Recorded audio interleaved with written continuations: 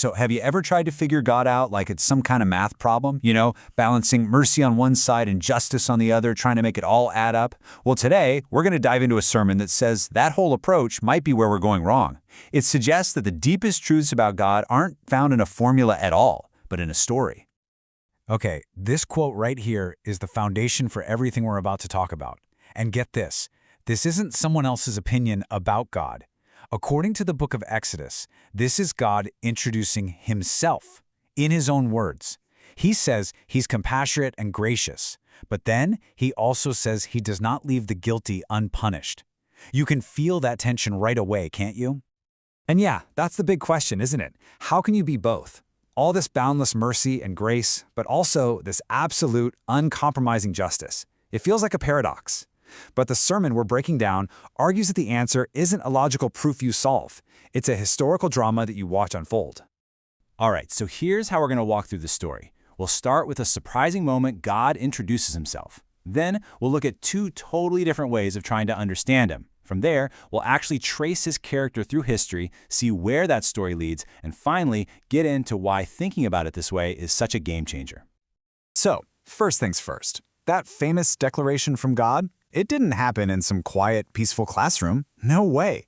It happened right after the people of Israel had committed this massive betrayal. They literally built a golden calf, an idol, and started worshiping it.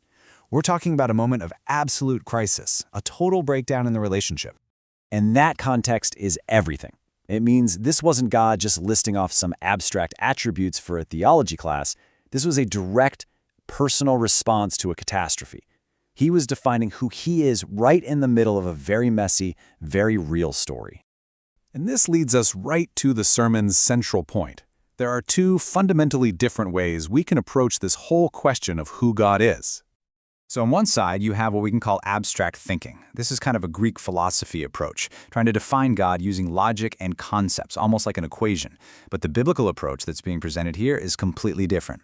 It's called historical witness. It's not about ideas. It's about actual events. It's not a formula. It's a story. And it's all revealed within a relationship. So if the claim is that God's character is revealed in a story, well, we should be able to see it play out, right? And the idea is that the character God declared back at Mount Sinai wasn't just a one-time thing. It's actually a consistent pattern of behavior that we can trace through hundreds of years of history. This timeline sort of gives us a map for that story. It kicks off with that big declaration at Sinai. Then we jump forward like 400 years to the absolute peak of the kingdom with Solomon. Then we see this period of betrayal, which leads to the terrible consequences of the exile. And finally, we witness God's faithfulness when the people return. Okay, so picture this. Centuries after Sinai, the nation is at its absolute height. They're dedicating this incredible temple, and King Solomon, the ruler of this golden age, he stands up and prays. And he basically affirms that same character. He says God is the one who keeps his covenant of love, a direct echo of that original declaration. Now, let's fast forward again. The nation is in a period of deep betrayal. By all rights, justice should come crashing down. But instead, through the prophet Hosea, God is portrayed as a heartbroken parent, a father who, despite everything, just can't bring himself to completely destroy his child. You can almost feel his mercy wrestling with his anger. And now, the nation hits rock bottom. They've lost everything, they're in exile. When the prophet Daniel prays for his people, what does he appeal to? Not their own goodness, he straight up admits they have none. His only hope, his only argument, is God's known character, his great mercy. He's banking everything on the truth of that ancient declaration. And this theme just keeps going. Even after they finally get to return from exile, the leader Nehemiah looks back at their whole chaotic history, and he concludes that the only reason they survived it all, the only reason they weren't totally wiped out, was God's great mercy. The story, from peak to valley and back again, consistently confirms his character. So you have this long, amazing historical arc, this story of mercy and justice and faithfulness being lived out over 1,000 years. And the argument is that it's all building towards something. It's building towards one final, complete, and personal expression.